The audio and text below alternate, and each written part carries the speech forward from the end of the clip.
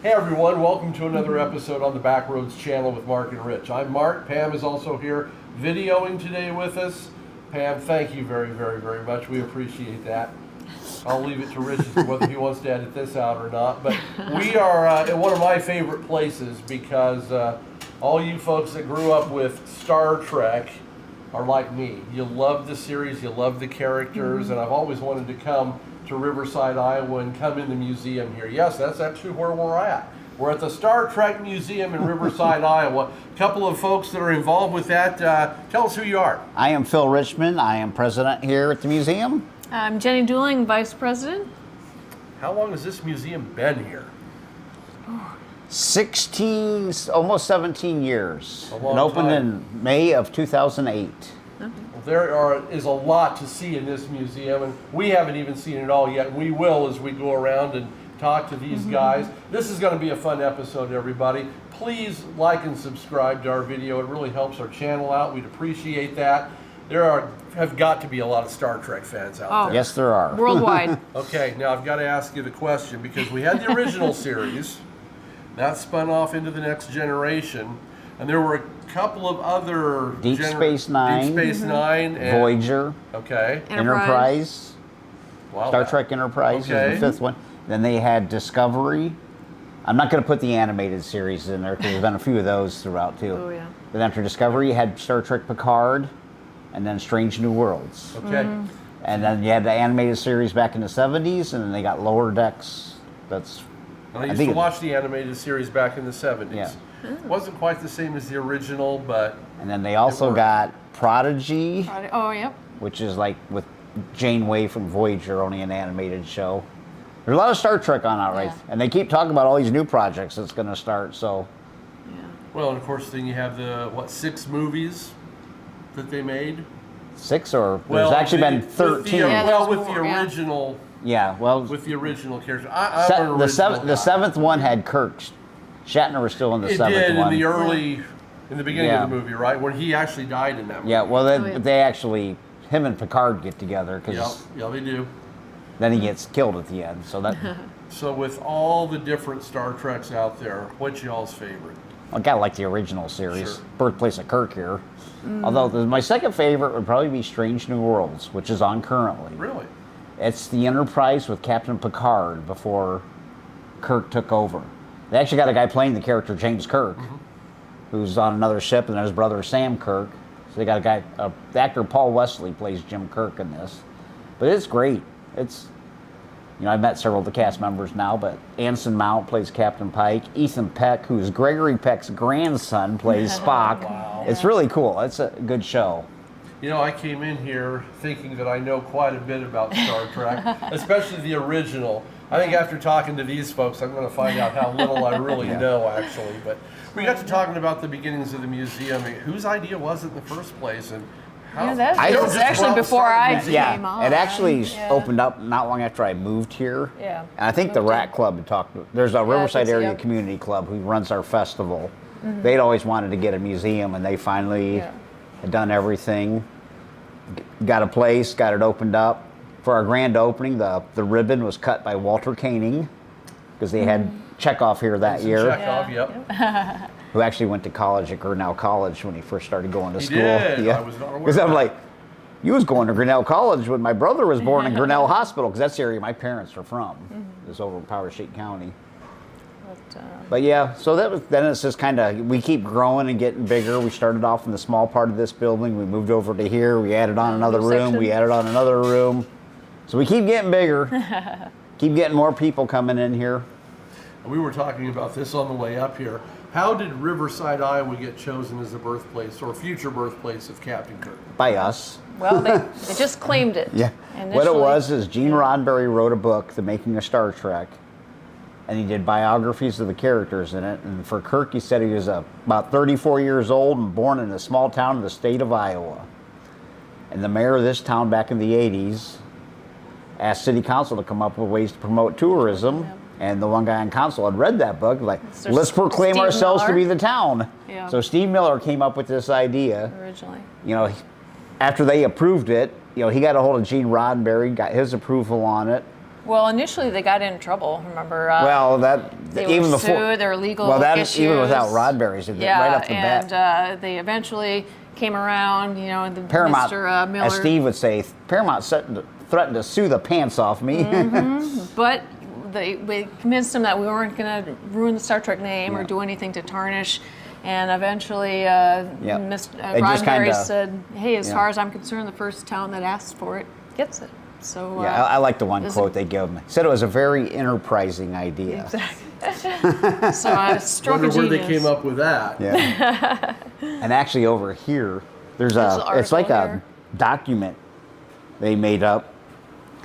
And it is actually And proclaiming here's, every citizen in Riverside as honorary crew members.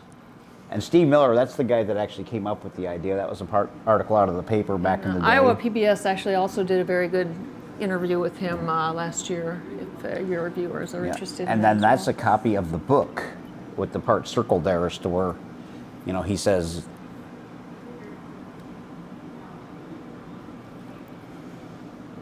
So how many of the original characters have been here?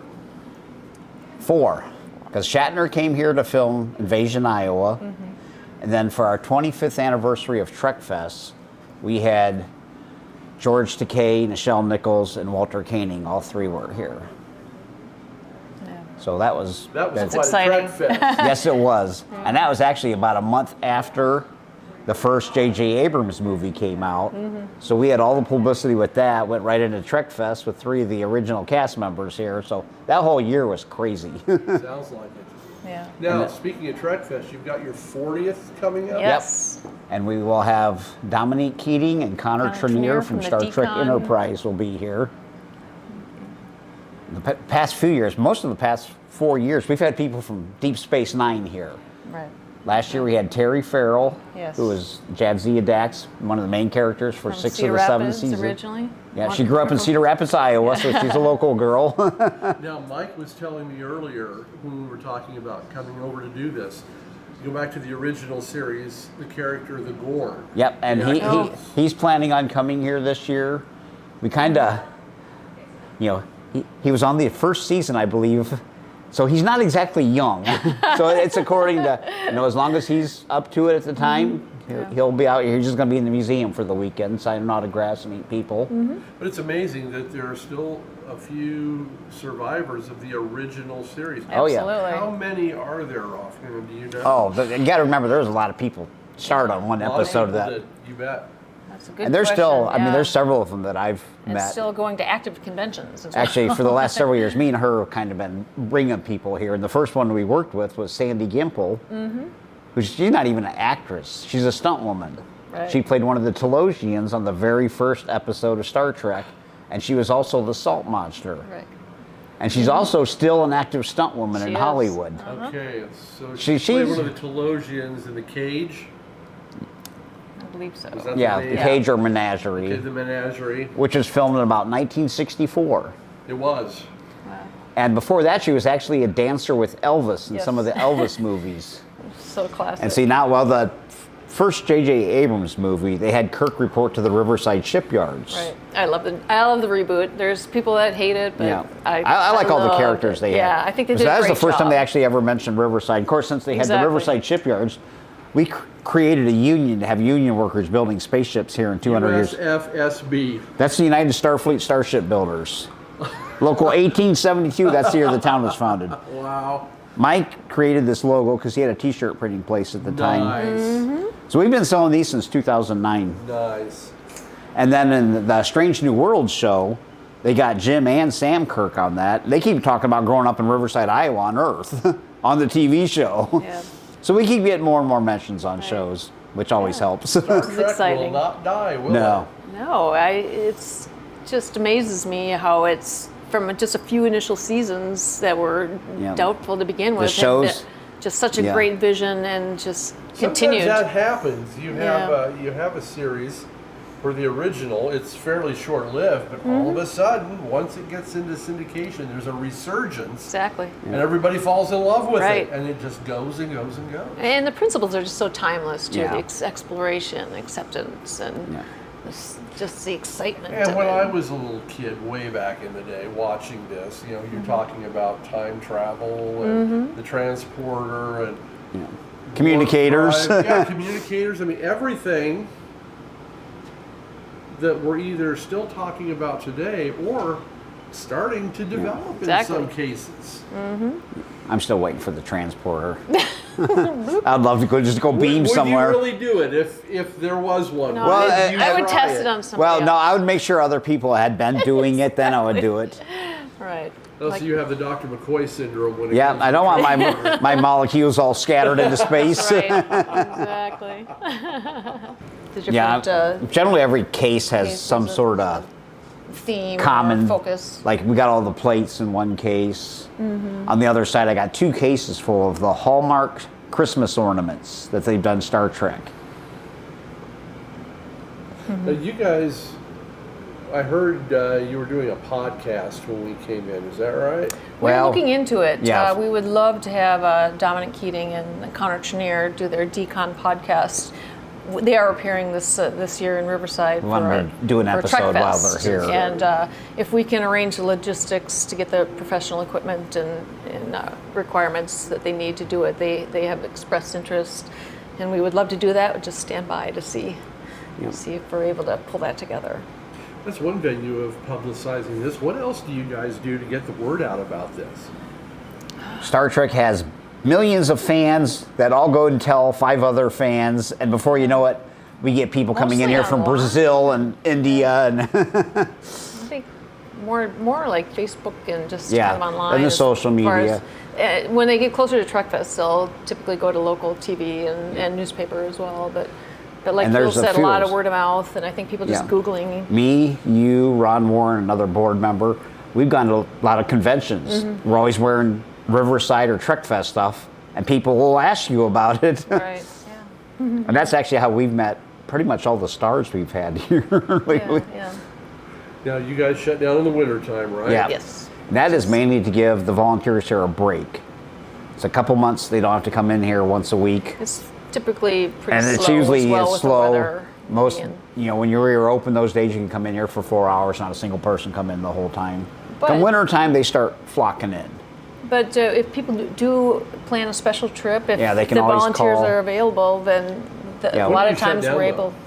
Well, the past couple of years, we've shut down January 1st through Okay, so February. you're still January, open during the February. Christmas shopping Yeah. season. Oh, where people absolutely, can- okay. yeah. And we don't get that big a Christmas rush because you're late enough into December. Like the month of December was so slow Was this it? year. Yeah. We actually had more people Depends. coming in that week after Christmas. Between Oh, really? Christmas and Okay. New Year's, we had the most people come in Yeah. for the month.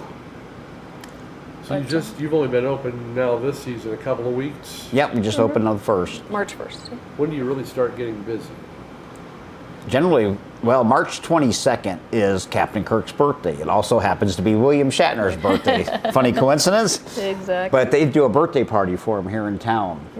And that and by this that year it falls on a Saturday, so. Yeah. Oh, perfect. And it's just usually about then is when they start getting Okay. busier in here. The weather's always The weather getting gets a little nicer. warmer, and yeah, people coming So through. by April, it'll just keep picking up.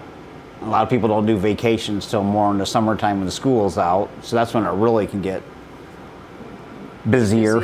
Yeah. Basically, I chose it a couple of reasons. I like blue, and I love science. Science officer, circa 22, 33, perhaps. I'm not real good with the details of the years, but yeah, that was pretty much as simple as it gets. But yeah, I like the old uniforms. I like.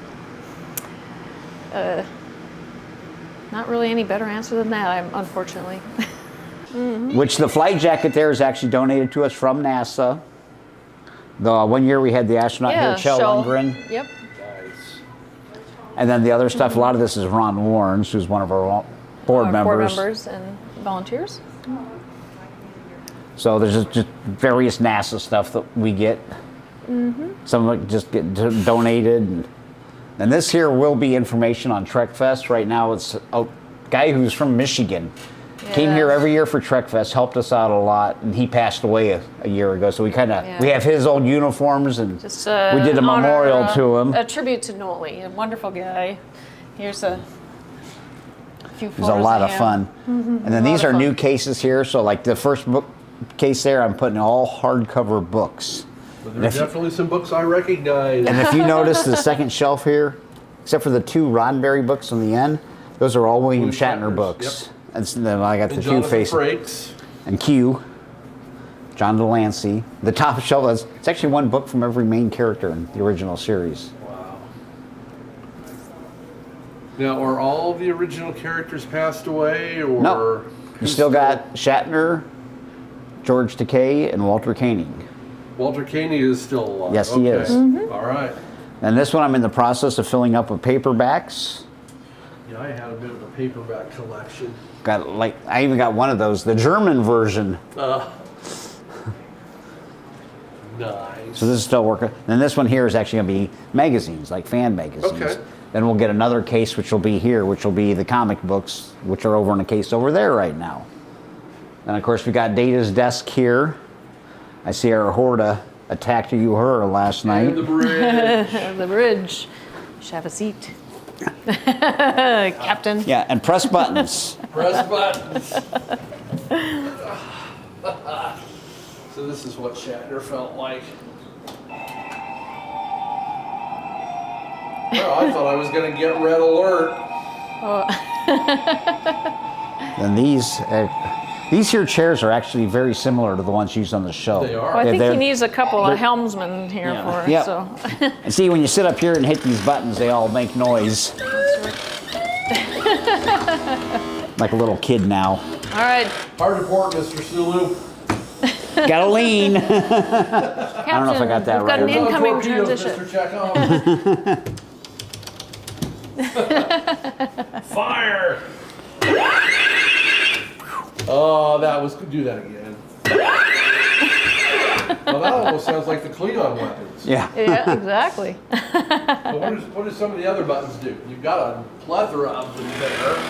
What he's Mike back there has rigged this up.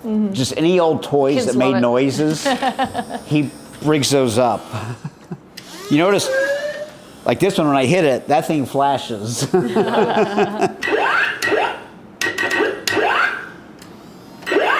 You know, when people come in here with little kids, they love this. And adult kids. And you know, Love it. I didn't say that they were young. I just said kids. True. They may be 50 years old, but they're kids. Exactly. Who wouldn't like this? You'll notice we're kind of big in photo op things. You know, this is one of them. We got a transporter over there. I can certainly see why. Then back in here, we just got a bunch of different stuff with the women of Star Trek. You notice our standees we got here are all women, 7 and 9, Uhura, Michael Burnham.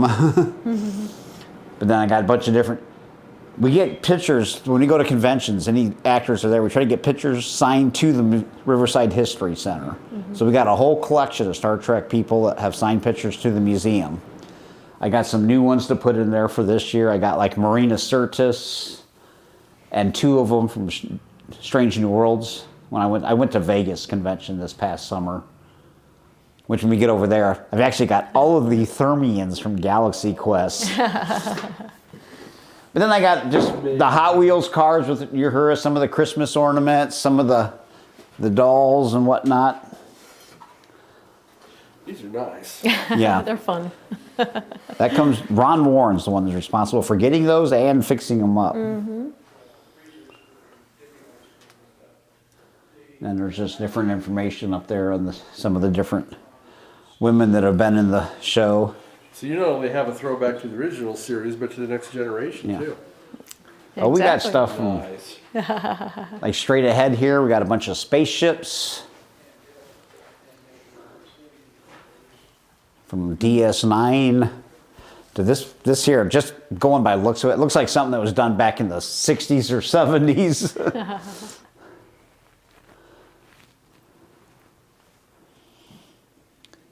And then, of course, It's a Social Security ad. The lady that used to work for the newspaper here talked him out of it. Oh. But this ad has two actors on it. One was George Takei, of course, from Star Trek.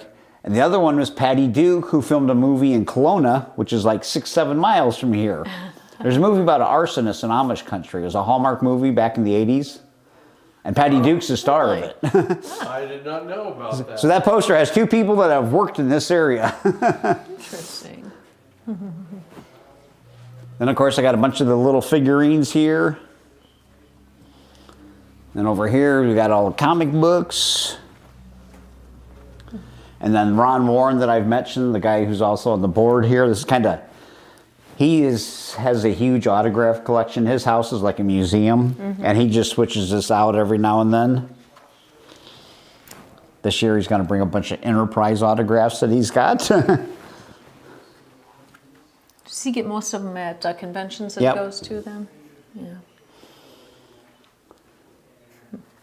Got some great photos. Yeah, because he's actually going down that weekend. My goodness. Viewmaster. Yeah, I didn't realize Right, they did a Star Trek I one. remember that. I'm showing my age. I remember those. We had a Viewmaster at home, but we never had the Star Trek one. No, I didn't either. I don't recall having the Star Trek one either, but yeah.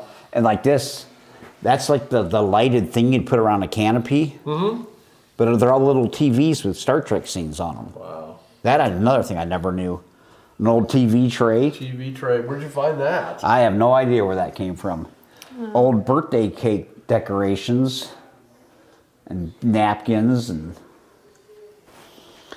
these ships back over here. It's Alex's. This is all Alex's, who's Alex Ward's another one of our volunteers and board members. He collects these. I forget the name of the company that does them, but he's got quite the collection of A lot of those. collection. I'm not even familiar with that one. And over here, we got a Batleth guitar. We've had J.G. Hertzler and Robert O'Reilly here twice. The first time they ever came, they had these guitars made. They got a few local musicians. They made a band and played classic rock at Murphy's Bar on Friday night during the festival. And the purpose with these guitars, they said one was for the museum to display, and the other one they wanted to auction off for charity. And that never happened that year. So we brought them back here. It was damaged, so we had to get them repair fixed it. up. So we brought them back here about 3 years ago. They auctioned off the red one. They got $1,775 for it. I think it was like 2,200. No, it was $1,775. I do remember Okay. that. The lady who bought it went and gave it to a friend of hers. But the stuff in here is just, the Kelowna Brewery always has made a Trek Fest beer for us every year. The ones from last year I don't have into here yet, but they will be shortly. All those ships on that side, those are all pewter ships and very heavy. That's why they're on the bottom. I don't even want to put them on the glass shelf. Oh, wow. Especially that shuttlecraft, because that thing big and it's being solid pewter. We got all those from an estate auction. A guy in Klingon Bird of Prey, Romulan. Monmouth, Illinois. This guy collected stuff his whole life, and when he passed away, I think his wife just had all this put up for auction. The auctioneer actually contacted us because we had flyers that we put out here, and he came out here just passing out flyers during Trek Fest because this auction was in early July. But me and Mike went to it, and we filled his car with stuff we bought. And that Crystal Enterprise was another thing because that thing is really cool too. It is Yeah. very much. And then a lot of just odd stuff: the telephone, alarm clock, pizza cutter. The huge ashtray. Yeah, the ashtray. Somebody found that donation we got last year had Mr. Potato Head, the Star Trek edition. There's the Klingon and Captain Kirk. Yep, and then I guess there's another one somebody told me has Spock and Uhura in it. Oh, we need So I got to get find that another Mr. Potato Head now. I like the shoes too. A flask. Well, you can make anything Star Trek, can't you? Exactly. Yeah, and then these here two cases are just actually all three of these are just kind of filled with a lot of odd stuff. Really doesn't fit into any kind. Okay, Pam, That's the Gorn. this is the Gorn. Hopefully, the actor that played this character wore a costume like this in the original series will be Yep. here. That's what we're hoping. I do not look like him. I think she's wanting you in the Go and picture. stand there. I'm not sure if I should be insulted or what. But it was one of my favorites. Watch him, he does have a knife. That was a good episode. He wasn't carrying a knife exactly in that episode. Well, they had no weapons, I don't It think. almost looked like a wedge of some kind. Bill and Yeah, the, well, time we'll do capsule. the time capsule. The guy that built this actually was here at Trek Fest in like 1990. And they put stuff in it, it just never got buried. It sat in the bank lobby for years, and when the museum opened, it moved down to here. No, was the original intent for it to be opened in 22, 28? Yeah, the day Kirk's born is when it was supposed to be opened. People ask me if I know what's in it. I'm like, I have no idea. Probably a Before New my Kids time. on the Block cassette tape. Since it was 1990. So is it going to get buried at any point in time? No, Or it's going to sit in here probably for as long as I'll know of it. And of course, here we got our transporter, Indeed you do. which I will stand on it and let it, since I know he won't. Well, you're still here. Yep. No, I've been gone and back. That's right. Too fast. And we got more buttons here, although I think a lot of these are. It lights up, so I'll take a chance. Absolutely. Energize. Got the music. Yeah. All the buttons he This does, is they cool, get isn't it? played with so hard they get worn out. It's all lost. So much fun. And then this here case is just all Klingon stuff. Yes, it is. We got lots of batless and whatnot around here. Oh, and Phil, real quick too, could you Oh yeah, explain well this? it's kind So of this is an original. yeah. The two gold uniforms are both original from sets.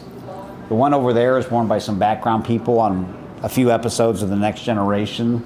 This one was worn by a body double for Harry Kim on an episode of Voyager. The dress is just a uniform. It's just so we got one there. Case over here is just a bunch of ships.